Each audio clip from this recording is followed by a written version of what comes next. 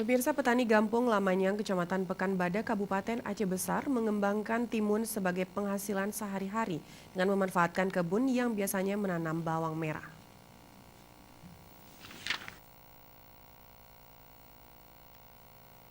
Ada 5 bedeng tanaman timun dikembangkan oleh Hasbalah, seorang petani Gampung Lamanyang, Kecamatan Pekanbadak, Kabupaten Aceh Besar. Lahan ini biasanya setiap tahun ditanami bawang merah karena musim penghujan lahan tersebut tidak cocok ditanami bawang sehingga dialih fungsikan menanam timun. Mengembangkan timun tidaklah membutuhkan modal besar. 35 hari semenjak benih ditanam sudah dapat berbuah. Untuk proses panen dilakukan hampir setiap hari. Sekali panen mampu menghasilkan timun sebanyak 40 hingga 50 kilo.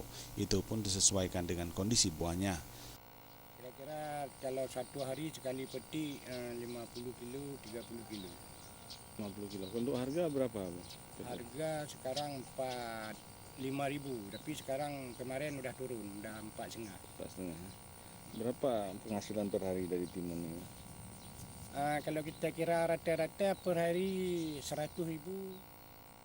Panen dapat dilakukan berkali-kali, biasanya Hasbalah menjualnya kepada langganan di sekitar pasar Kecamatan Pekanbadak.